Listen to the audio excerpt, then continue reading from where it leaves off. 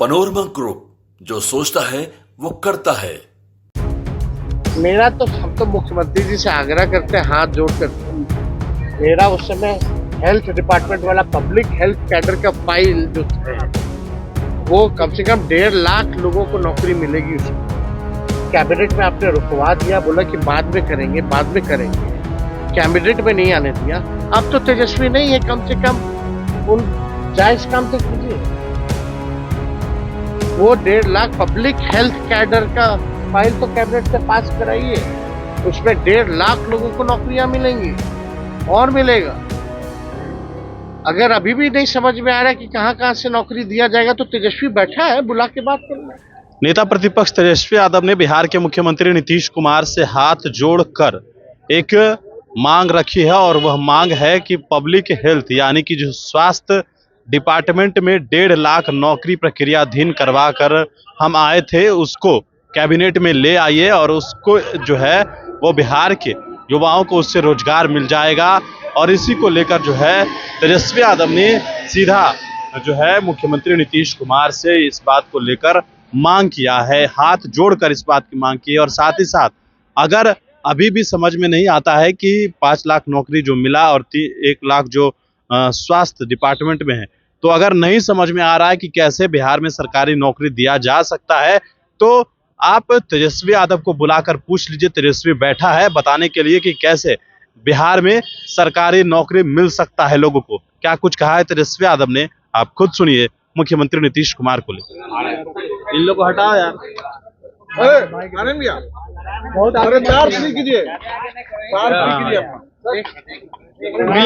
मिल लेंगे। जा रहे हैं 400 लोग चुनाव हो रहा है।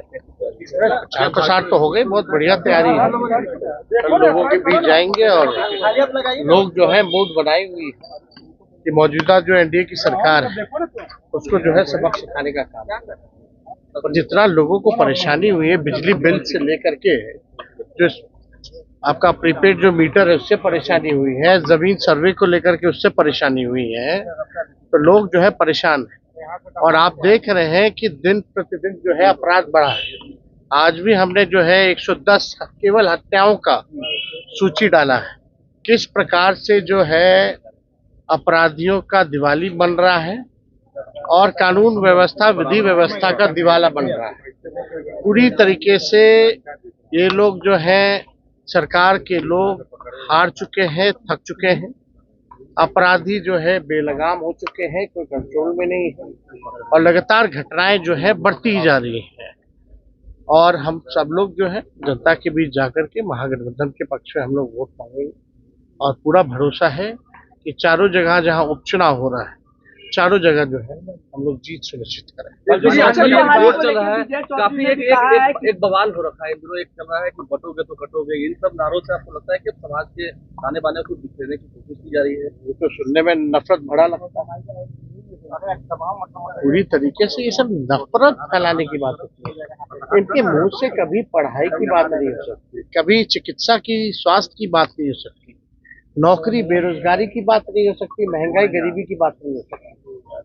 इनके मुंह में इतना जहर है, केवल जहर ही उगलना इन लोगों का काम है। वो जहर उगलते रहे, हम लोग जनता के बीच रह के जनता के मुद्दे को उठाएंगे, जनता की लड़ाई लड़ेंगे और जनता को जीत दिलाएंगे। ये सब केवल अब लोग ड्रामा नौटंकी इन लोगों का समझ चुके हैं कि पूरी तरीके से बांटने का काम कौन कर रहा है, तोड़ने का काम कौन कर रहा है, नफरत और जहर फैलाने का काम कौन लोग करते हैं। कौन लोग हैं जो सत्ता में बैठ करके केवल जो है विकास का काम नहीं विनाश का काम कर रहे हैं। लगातार जो है अपराधीकरण जो है बढ़ गया, पुल पुलिया गिरता जाता है, भ्रष्टाचार का खेल होता है।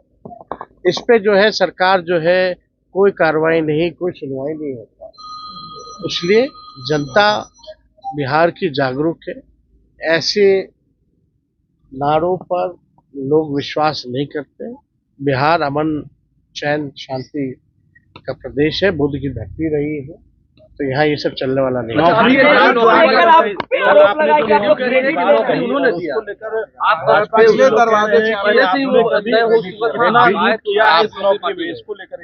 आप सब लोग तो नए नए आप लोग पोर्टल पे आए थे जब 20 में नया नया माइक पकड़े थे यार तुम लोग।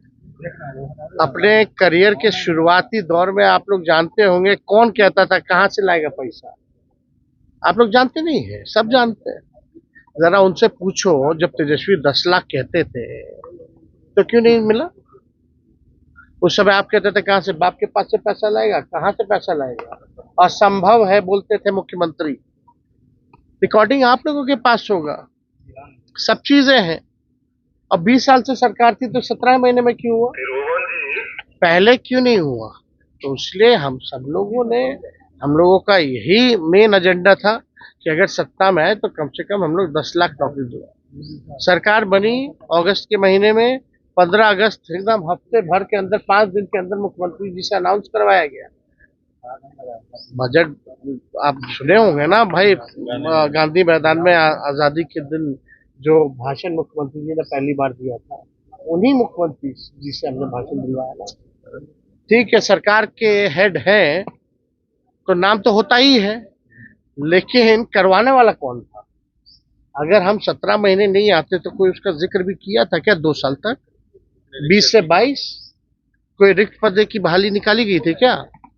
हमारे आने के बाद ही सारे डिपार्टमेंट के रिक्त पदों पर बहाली, हर एक डिपार्टमेंट उठा के देख लो, निकाला गया कि नहीं निकाला गया?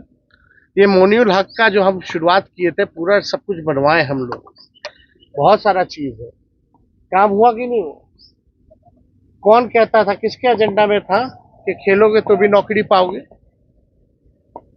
मेडल लाओ नौकरी पाओ जैसी योजनाओं के तहत 71-72 खिलाड़ी को हम लोगों ने नौकरी दी। तो ये सब कौन कर रहा था भाई? किसके पास था डिपार्टमेंट? शिक्षा विभाग किसके पास था? मेरा तो, हम तो मुख्यमंत्री जी से आग्रह करते हैं हाथ जोड़ करके, मेरा उस समय हेल्थ डिपार्टमेंट वाला पब्लिक हेल्थ कैडर का फाइल जो है, वो कम से कम 1.5 लाख लोगों को नौकरी मिलेगी उसमें। कैबिनेट में आपने रुकवा दिया, बोला कि बाद में करेंगे, बाद में करेंगे, कैबिनेट में नहीं आने दिया। अब तो तेजस्वी नहीं है, कम से कम उन जायज काम तो कीजिए। वो 1.5 लाख पब्लिक हेल्थ कैडर का फाइल तो कैबिनेट से पास कराइए, उसमें 1.5 लाख लोगों को नौकरियां मिलेंगी और मिलेगा। अगर अभी भी नहीं समझ में आ रहा है कि कहां कहां से नौकरी दिया जाएगा, तो तेजस्वी बैठा है, बुला के बात कर ले। जैसे भी डाटा लीक हुआ है